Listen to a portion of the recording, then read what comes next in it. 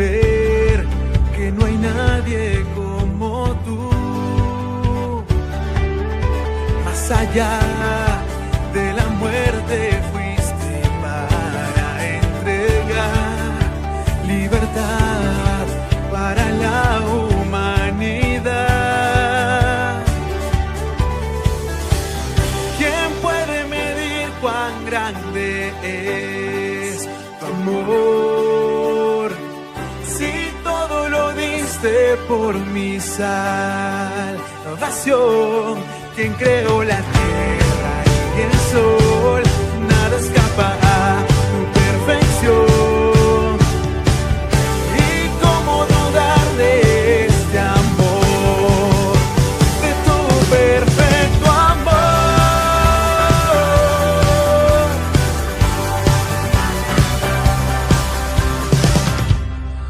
Eres más de lo que el mundo puede ofrecer.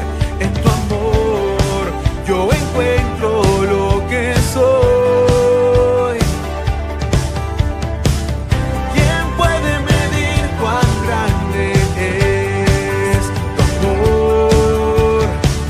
Si todo lo diste por mi salvación. ¿Quién creó la tierra y el sol? Nada escapa a tu perfección. ¿Y cómo dudar de este amor? De tu perfecto amor.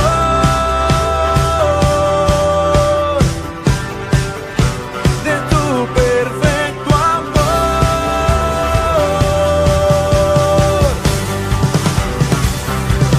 ¿Quién creó la tierra y el sol? Nada escapa a tu perfección. ¿Y cómo dudar de este amor? De tu perfecto amor. De tu perfecto amor. De tu perfecto amor.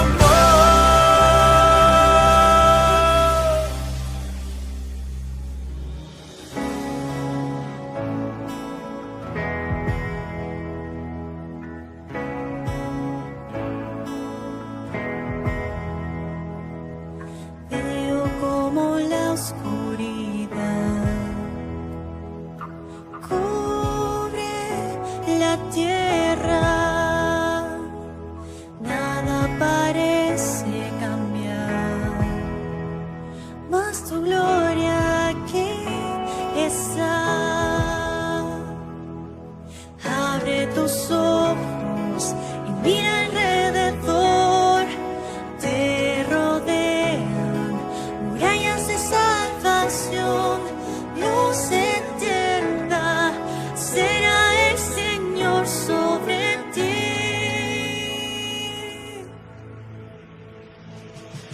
Levántate y resplandece. Ha llegado su luz. La gloria del Señor ha amanecido sobre ti.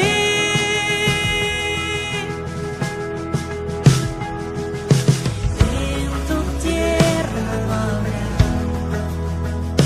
más violencia ni maldad.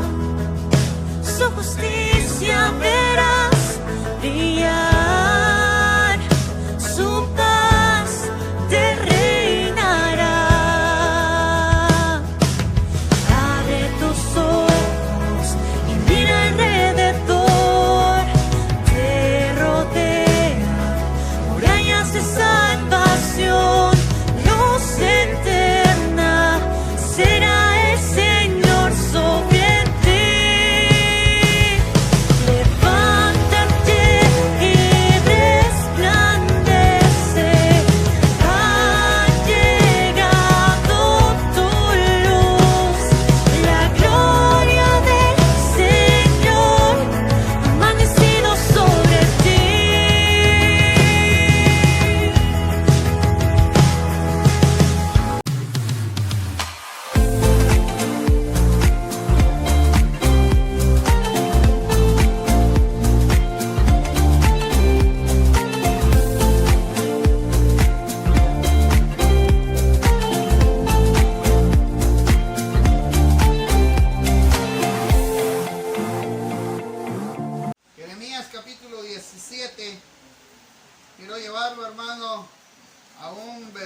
versículo o unos versículos, pero quiero que lo considere. De hecho, se tiene que considerar todo el capítulo, pero quiero tomar esta base para hablar acerca de unas cosas importantes. Dice la escritura, el verso capítulo 17, 5 de Jeremías: así ha dicho Jehová, maldito el varón que confía en el hombre, que pone carne por su brazo y su corazón se aparta de Jehová.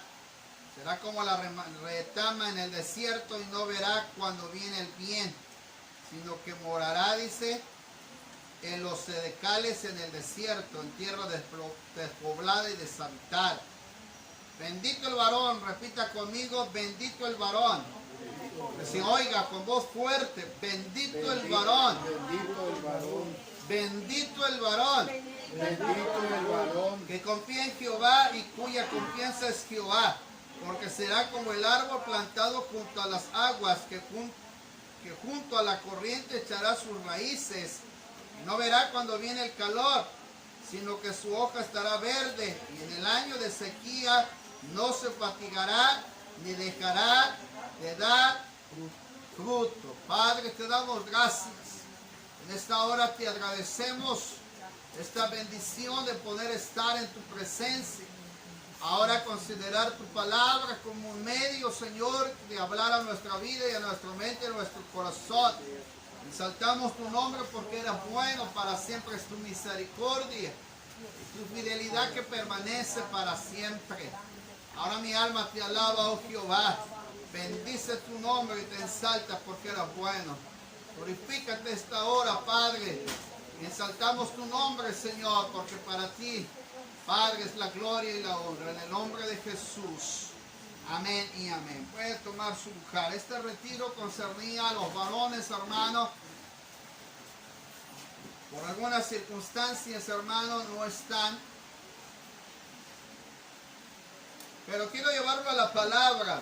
Hay ejemplos bíblicos de varones, hermanos, de hombres de Dios que contemplaron el confiar, el permanecer en la presencia de Dios desde el tiempo antiguo hasta lo que encontramos en el Nuevo Testamento. Testimonios vivos de lo que puede haber y hacer. Pero hoy, hermano, quiero hablar acerca de lo que Jeremías empezó a experimentar previo antes de la cautividad. Este hombre de Dios, hermano, llamado el profeta lloró por los estudiosos. Un hombre que estuvo muy apegado a Dios a pesar de las circunstancias. El hombre que asimilaba, hermano, las circunstancias de Jerusalén y que de una u otra forma, hermano, podía experimentar el dolor de lo que iba a pasar cuando el pueblo sería cautivo. Antes, hermano, de lo que el Señor le permitió ver, Jeremías experimentó el quebranto, hermano, de la de soledad que pasaría la nación de Israel. Usted puede encontrar, hermano, parte de lo que experimenta Jeremías en el capítulo 1 hasta el 5 de Lamentaciones. Cómo él ve, hermano, cómo se llevan a los cautivos. Él ve cómo están siendo llevados, hermano. Tristemente él siente la necesidad por abandonar, hermano, prácticamente la presencia de Dios, haber dejado a Dios, haber dejado sus caminos, su palabra, y Dios tuvo que traer, hermano, la cautividad. Jeremías es un hombre que necesitamos en nuestro tiempo, hermano. Necesitamos hombres como Jeremías que se apasionan, que anhelan, que desean que la presencia de Dios habite en su pueblo y en su nación, así como en su familia. Jeremías era un hombre, hermano, muy apasionado y entregado al clamor y a la búsqueda de la presencia del Señor. El hombre que, como semejante a Daniel, ayunaba y lloraba, hermano, aun a pesar de la adversidad y las circunstancias. Jeremías es un hombre que permaneció en los tiempos difíciles y complicados. Pero fue un hombre que se levanta en el periodo más difícil y que no dejó de hacer la voluntad de profetizar la palabra de Jehová en su tiempo y en forma. Hoy quiero llevarlo, hermano, a tomar en cuenta estos ejemplos bíblicos de hombres que anhelaron y desearon ver la gloria del Señor en todos los aspectos de su propia vida. La palabra del Señor nos describe, hermano, un ejemplo claro de lo que es este hombre llamado Jeremías. Pero así como le voy a mostrar a Jeremías, hablaré de Moisés, hablaré de un hombre llamado Job, entenderemos el concepto de Cornelio y el mismo Jesús. Hombres, hermanos, que en su naturaleza supieron lo que es orar y clamar y pedir, meterse en la presencia de Dios, que es importante en nuestros días. El propósito es que el varón cumpla la intención por el cual Dios lo ha llamado.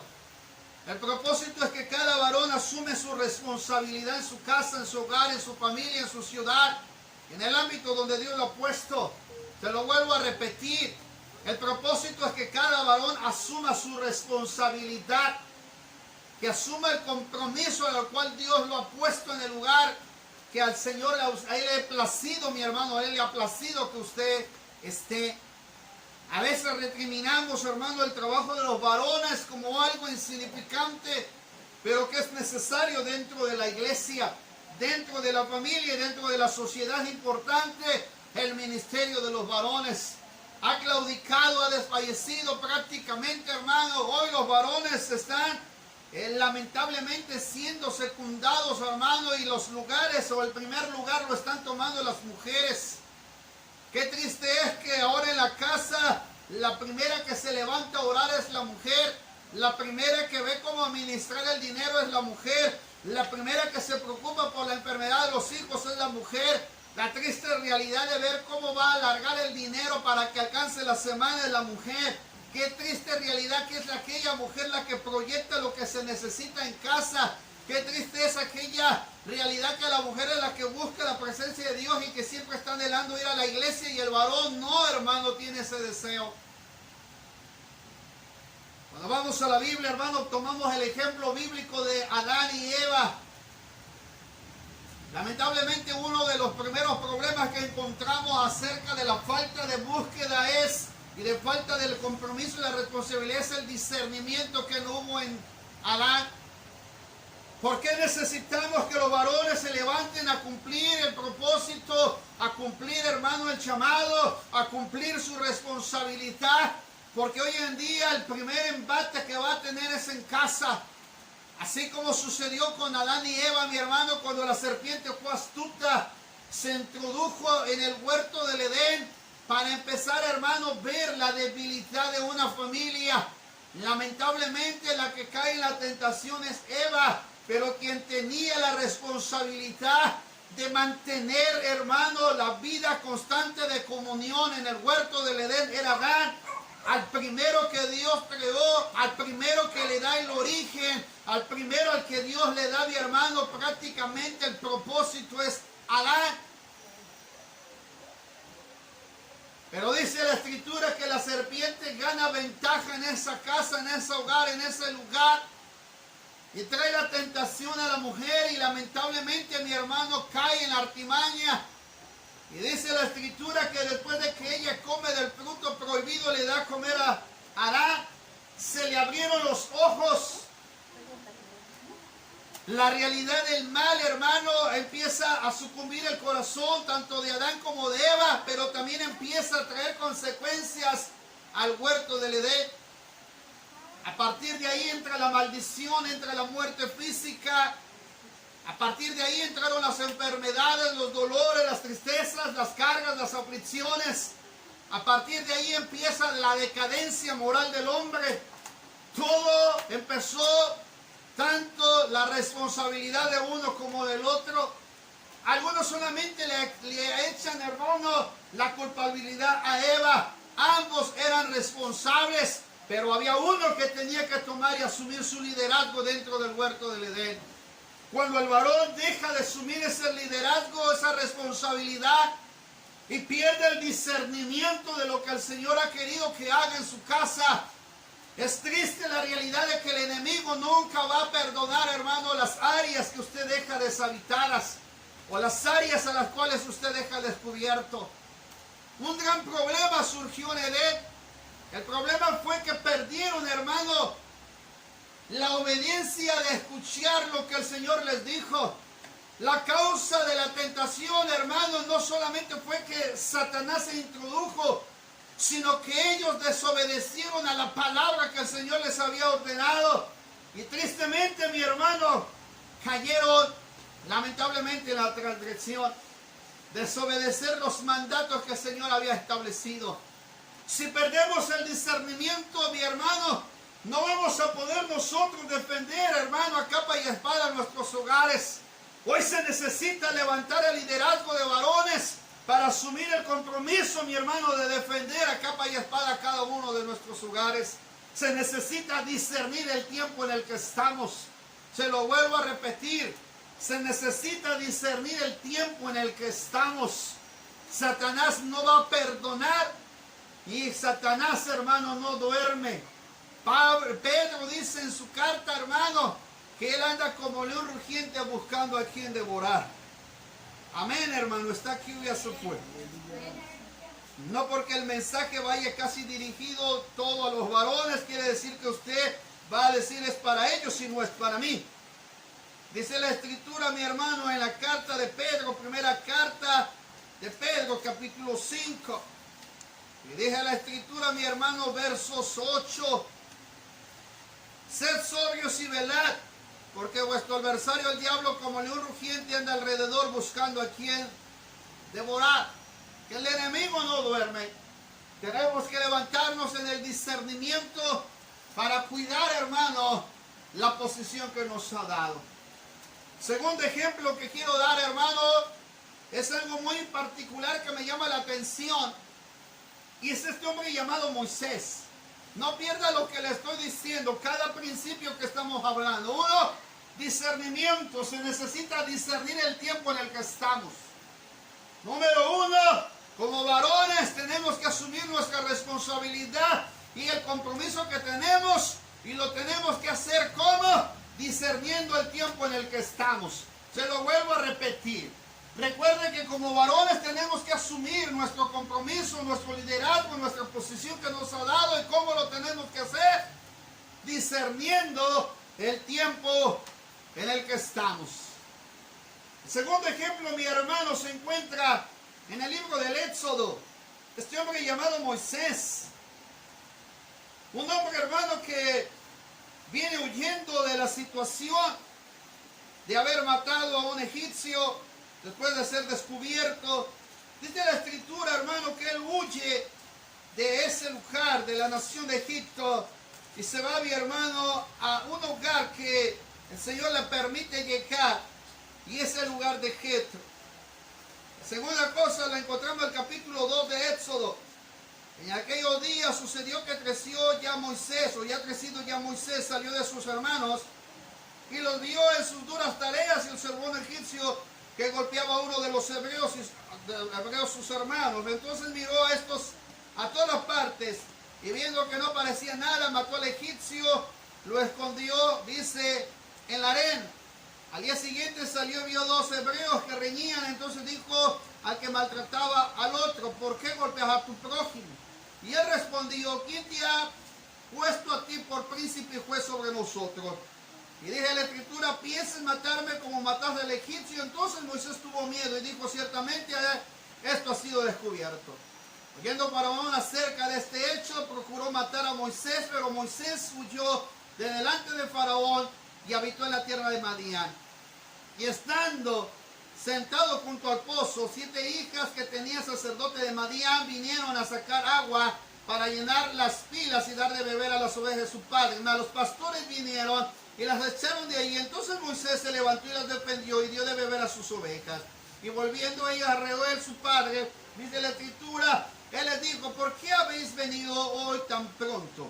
Ellas respondieron, un varón egipcio nos defendió de mano de los pastores y también nos sacó el agua y dio de beber a las ovejas. Y dijo a sus hijas, ¿dónde está? ¿Por qué habéis dejado a este hombre llamarle para que coma? Y Moisés convino en morar con aquel varón. Él dio su hija Séfora por mujer a Moisés y ella le dio a luz un hijo y le puso por nombre Gersón, porque dijo, forastero soy en tierra ajena. Aconteció que después de muchos días murió el rey de Egipto y usted sabe las circunstancias de la servidumbre. En esa parte hay una clave importante. La segunda cosa que tenemos que cuidar es la vida sacerdotal que debemos de tener cada uno de nosotros como varones. ¿Está aquí? Amén. La vida sacerdotal.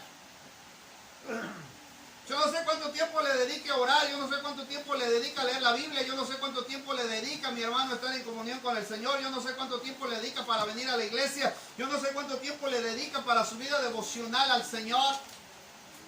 Olvídese que el mensaje es nada más para varones. Pero la Biblia enseña, hermano, que Moisés tuvo que llegar a un ambiente de una vida sacerdotal. Moisés no llegó al desierto del Sinaí nada más así por llegar, sino Moisés llegó, mi hermano, a un lugar donde había un sacerdote de Madián, que más adelante le da un consejo para administrar, hermano, el proceso, mi hermano, de la distribución del trabajo cuando ya Moisés se convierte en líder. Pero él tuvo que pasar un proceso. El sacerdote de Madián, hermano, le enseña los principios fundamentales de la esencia de la devoción que tiene que tener. Algunos hermanos quieren servir a Dios, pero no les gusta el sacerdocio, no les gusta pasar la vida sacerdotal. Para ser, hermano, un servidor, un ministro, para ser un siervo del Señor, tienes que pasar el proceso de la escuela de la iglesia. Y qué triste es, hermano, cuando no queremos asumir la parte o la contraparte de la vida sacerdotal. ¿Qué es la vida sacerdotal que tuvo que llevar Moisés? Moisés tuvo que aprender, hermano, a tener un hogar. Moisés tuvo que aprender a pastorear ovejas que no eran suyas. Responsabilidad. Moisés tuvo que aprender a asumir el compromiso con su esposa y sus hijos. Moisés tuvo que aprender a tratar al suegro y a la suegra. Moisés tuvo que tratar, mi hermano, estar debajo de una autoridad porque no estaba en su casa.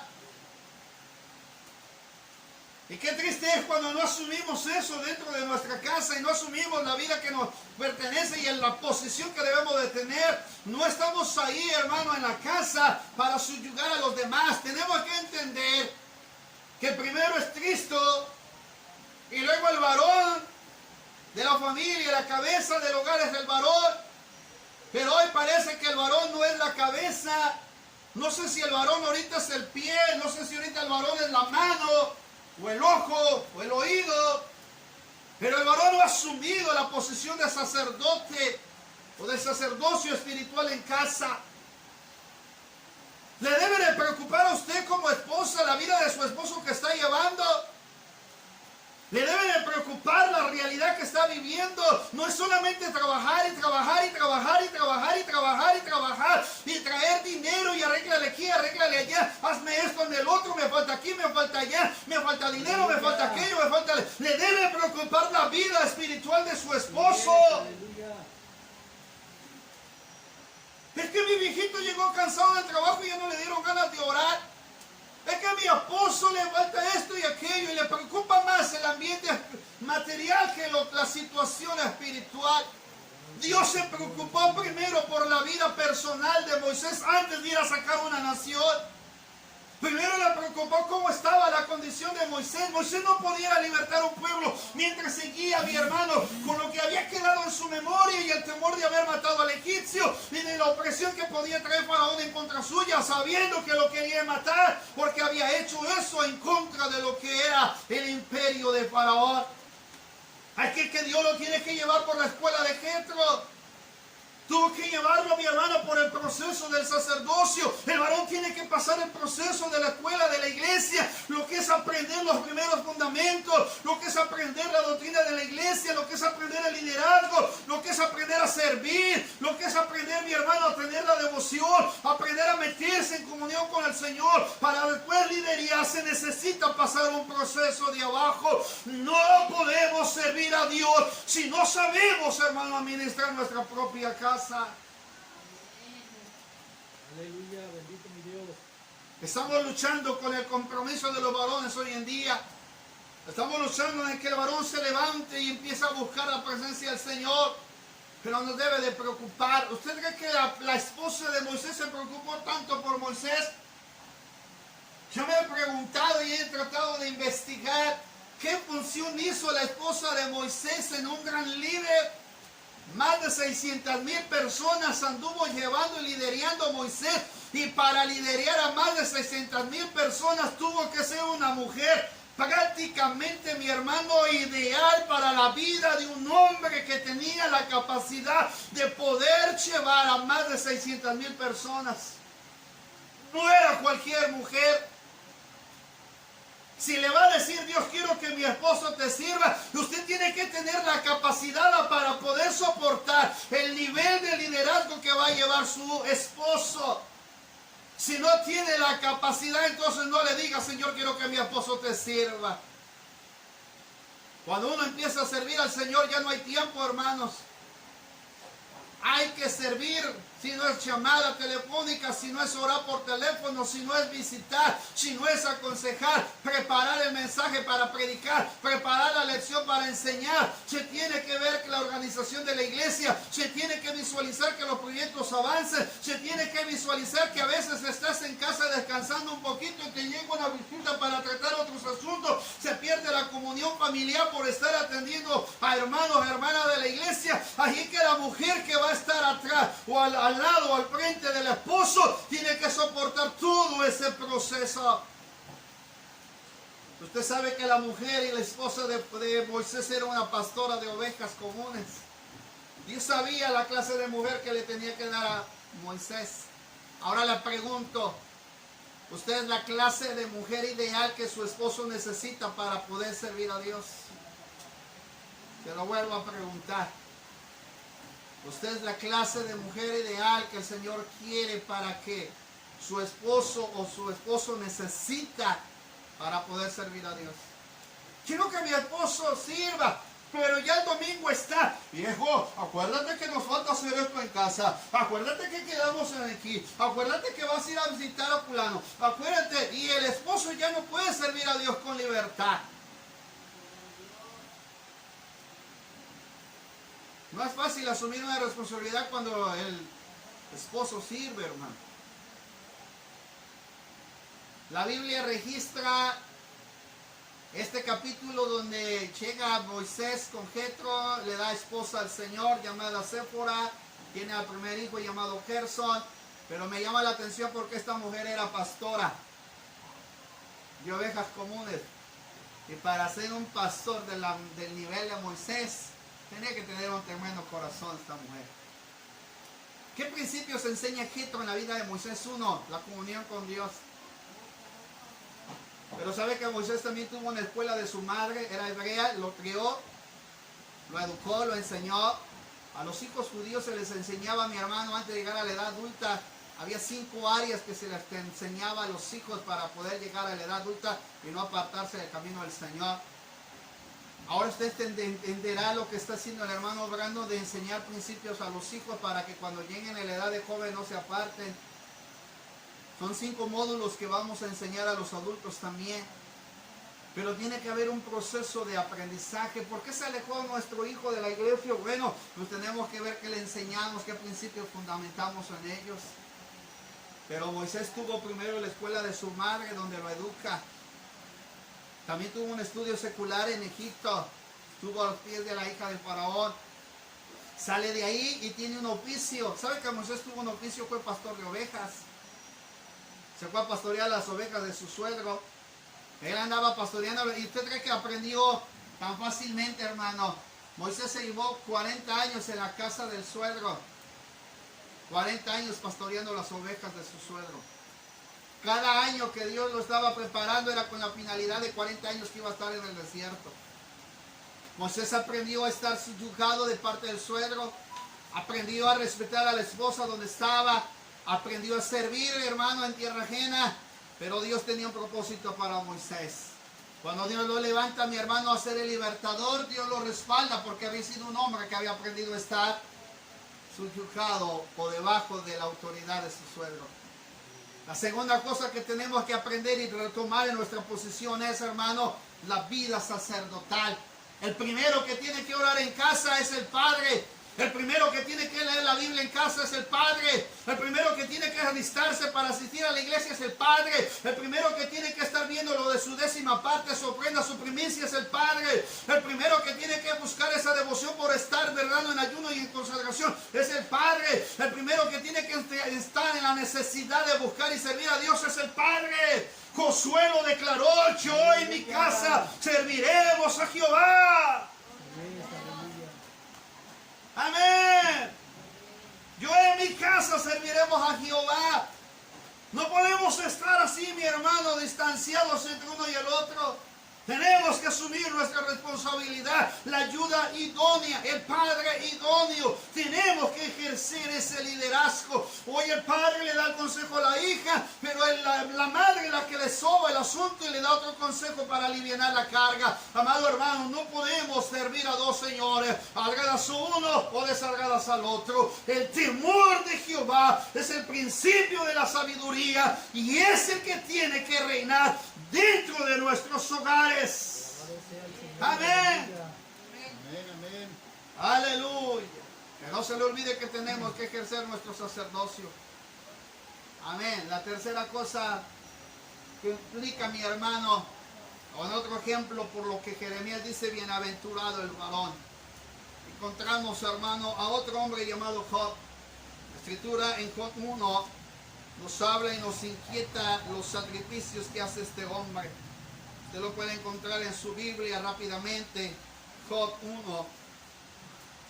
La palabra del Señor nos refiere de esta manera. Vaya al capítulo 1 de Job. Dice la escritura, hermanos, algo que llama la atención de este pasaje.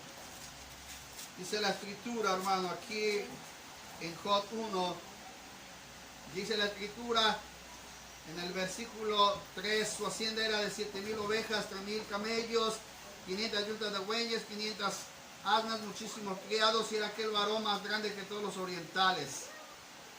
E iban sus hijos y hacían banquetes en sus casas, cada uno de su día. Enviaba a llamar a sus 3 hermanas para que comiesen y bebiesen con ellos. Y aconteció que habiendo pasado el turno de los días del convite, Job enviaba y santificaba y se levantaba de mañana, ofrecía holocaustos conforme al número de todos ellos. Dice la Biblia que hay algo que este hombre hacía y eran los sacrificios.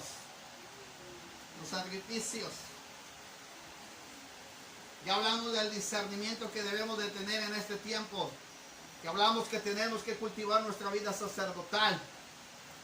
La tercera cosa, mi hermano, son los sacrificios.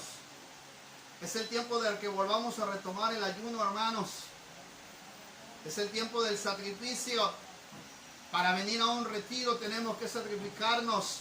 Pero para cuando nos vamos a trabajar, como ahí sí nos pagan, y como ahí sí vamos a tener un beneficio que dice 6 de la mañana, ya estamos levantaditos, listos, preparando el lonche, ¿verdad, hermanas? Preparando el lonchecito porque el esposo se va a ir a trabajar. Llueva y truene y relampaguee, pero el que tiene que cumplir su compromiso de trabajo. El retiro espiritual es un sacrificio, hermanos. Trae mayor beneficio el estar en la presencia del Señor, cumpliendo el propósito que tiene para con nosotros. Dice la Biblia que Job tenía un hábito diario. Había un hábito en la vida de Job. Olvídese tantito de la integridad, sino vea el hábito que tiene. Cada que este hombre veía que sus hijos hacían un convite, una fiesta o un convivio, después de que terminaban, al siguiente día se levantaba por la mañana, los mandaba a traer a sus hijos y los santificaba, ofrecía sus sacrificios por ellos. Es que el padre tenía una responsabilidad clara del sacrificio de la vida de sus hijos. Usted tiene que observar bien cómo están viviendo sus hijos, aún ya estén casados, así ya tengan familia. Se tiene que preocupar por la vida de sus hijos. Tiene que hacer sacrificios de oración, de ayuno y de entrega.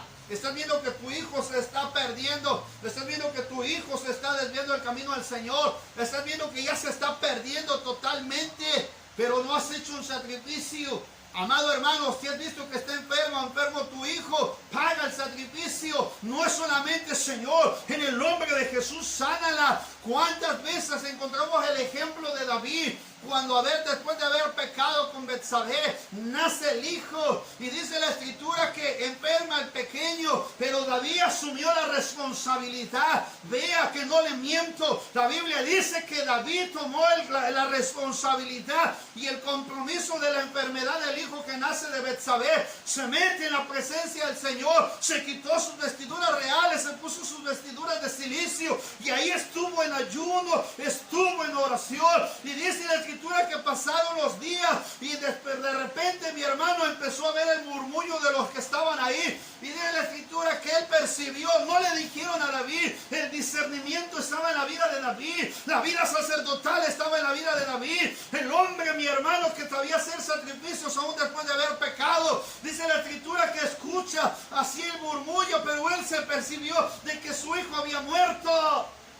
Pero David no dejó de asumir su responsabilidad e hizo un sacrificio por la vida de su hijo mientras estaba enfermo. ¿Cuántos ayunos tendrás que pagar? ¿Cuántos sacrificios tendrás que hacer? Tráenos al pastor para que ore para el enfermo y que sale. No ha sanado. Hay que preocuparse entonces qué es lo que Dios está demandando de nosotros. Aleluya, bendito mi Dios. Así le traiga el mejor evangelista del mundo. Un día dijo Carlos Anacondi en la ciudad de Puebla en un congreso de pastores, reconocido el hombre de Dios porque el Señor lo usa en muchas sanidades. Pero ese día en el congreso, el primer día, todos esperábamos recibir a Carlos Anacondi bajo el ministerio que él tiene de liberación y sanidad.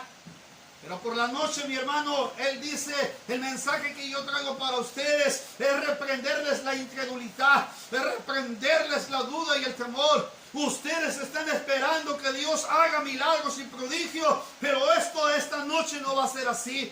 Al contrario, si Dios no se ha manifestado en sus propias vidas y no han tomado la autoridad como el Señor quiere, es porque ustedes no han pagado el precio y no han querido pagar los sacrificios que el Señor quiere de nosotros. Hermano varón, hermana mujer, es tiempo de pagar el precio. Tu hija, si se llega a perder allá afuera o llegar a tener un accidente y llegar a morir sin Dios y sin Cristo, mi amado hermano, se va a perder en el infierno.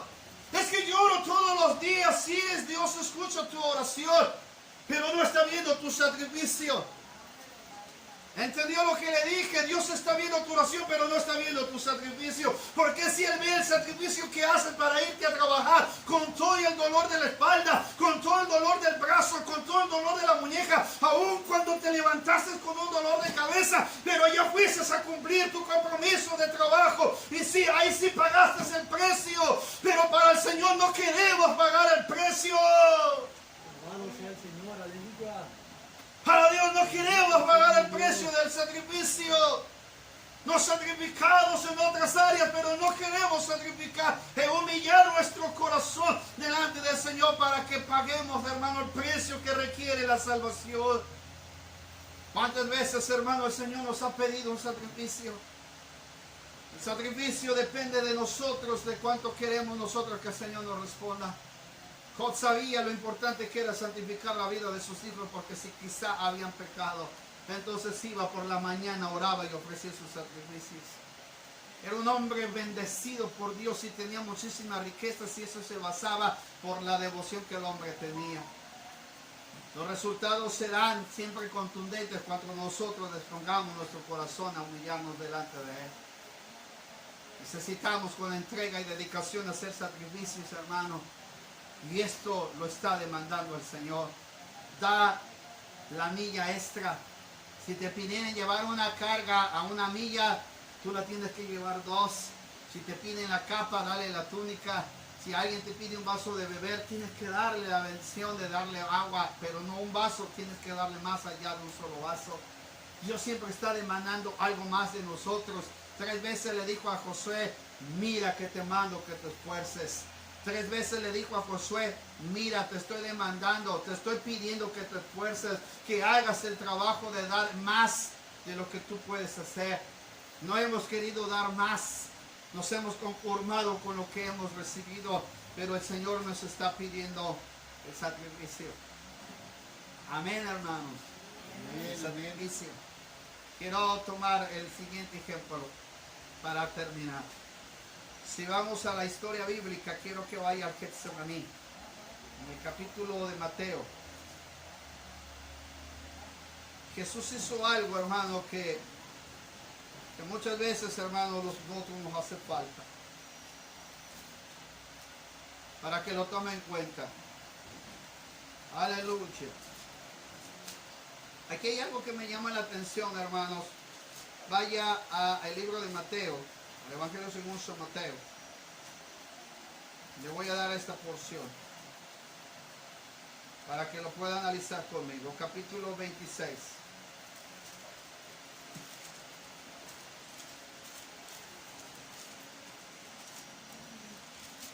Entonces llegó Jesús con ellos a un lugar que se llamaba Getsemaní, 26:36, y dijo a sus discípulos: sentaos aquí entre tanto que voy allí y lloro. Tomando a Pedro, a los dos hijos de Zebedeo, comenzó a entristecerse y a angustiarse de gran manera. Entonces Jesús le dijo: mi alma está muy triste hasta la muerte, quedaos aquí, vela conmigo. Y un poco adelante se postró sobre su rostro orando, diciendo: Padre mío, si es posible, pasarme esta copa, pero no sea como yo quiero, sino como tú. Vino luego a sus discípulos y los halló durmiendo y dijo: Pedro, aquí, así que no habéis podido velar conmigo una hora. Ahí está la clave en el 41. Velar y orar, para que no entres en tentación. El espíritu, la verdad, está dispuesto, pero la carne es débil. Cuarta cosa que el Señor está pidiendo, aparte de sacrificios: velar y orar.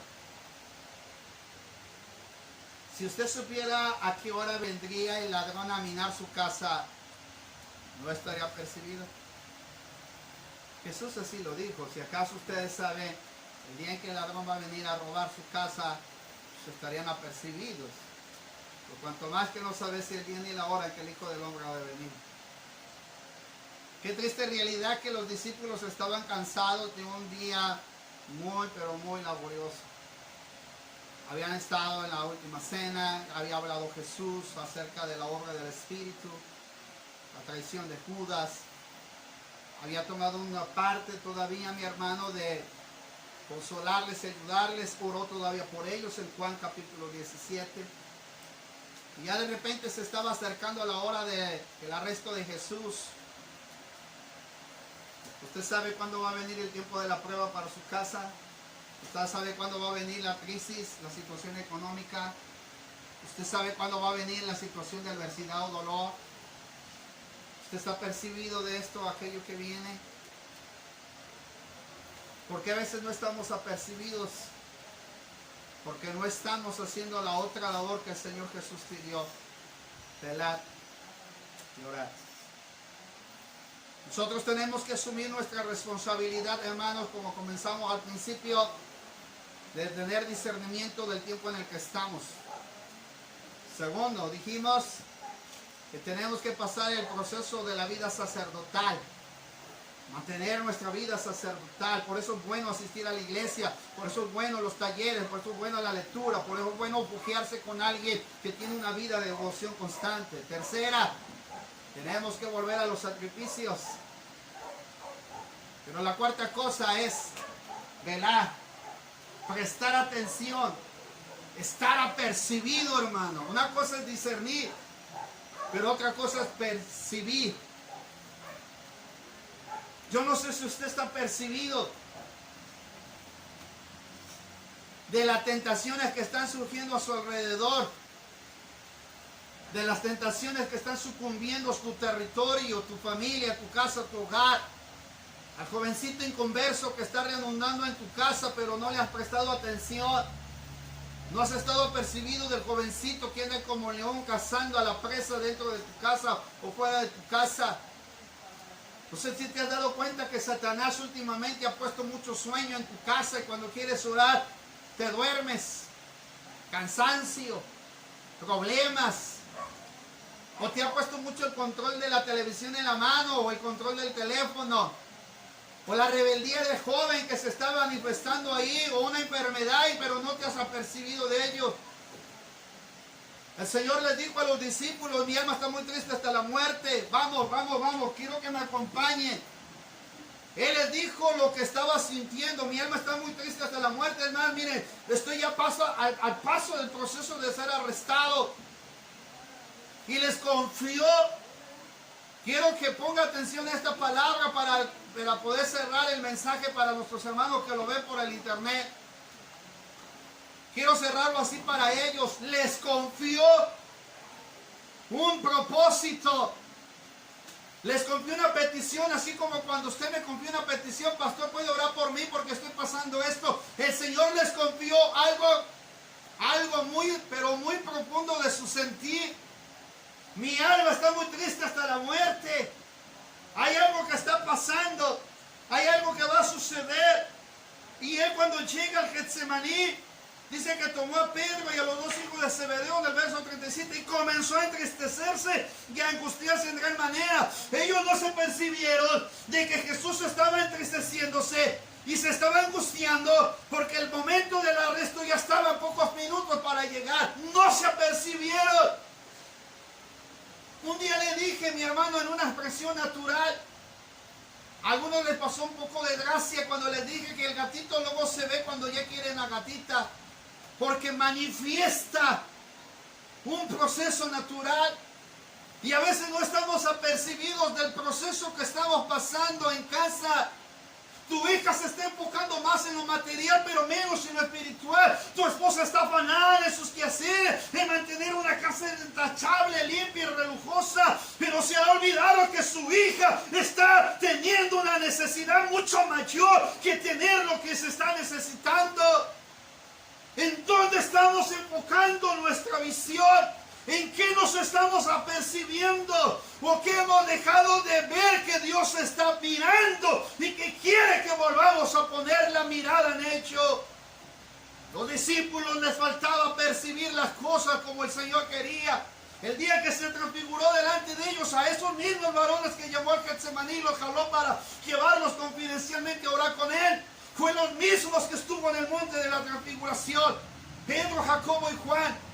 Y miren la manera en que ellos perciben a Elías, a Moisés, a Jesús. Cuando entra Jesús en el monte de la transfiguración, quisieron hacer 3 enramadas al mismo nivel que Jesús. Señor, permítenos hacer una enramada para Elías, una enramada para Moisés y una para ti. Y el Señor les llama la atención, porque ellos estaban poniendo a Jesús al mismo nivel de Elías y de Moisés. Pero cuando se oye la voz del cielo, este es mi Hijo amado en quien yo tengo complacencia.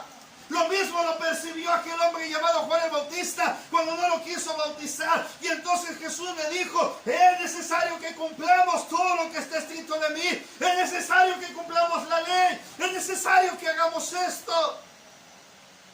Cuando Juan el Bautista cede su voluntad para meter a Jesús al bautismo, dice que se abrieron los cielos, descendió el Espíritu Santo en forma corporal como paloma. Se oyó una voz del cielo que le dijo, este es mi Hijo amado en quien yo tengo complacencia. A él oí. Juan el Bautista se tuvo que percibir ante quién estaba. Usted y yo tenemos que estar apercibidos ante la situación en la que estamos. Ya no es tiempo de dormitar, ya no es tiempo de confiarse, ya no es tiempo de la ociosidad, ya no es tiempo de estar tanto en el reclinable, ya no es tiempo de estar tanto tiempo en el teléfono y en la televisión, ya no es tiempo de estar tanto, mi hermano, en el parque. El tiempo se acerca, Cristo viene y la iglesia tiene que estar para ser apercibida, para oír la voz de Dios. Ya no podemos, mi hermano, quedarnos en la realidad y de quedarnos inevitablemente perdiendo lo que el Señor quiere para con nosotros. Para nuestros hermanos que nos siguen, hermanos, esperamos que el Señor pueda hablar a tu corazón y pueda estar dispuesto para poner atención a lo que Él quiere para sus vidas. Es necesario entonces. A ver aquí conmigo sus palmas.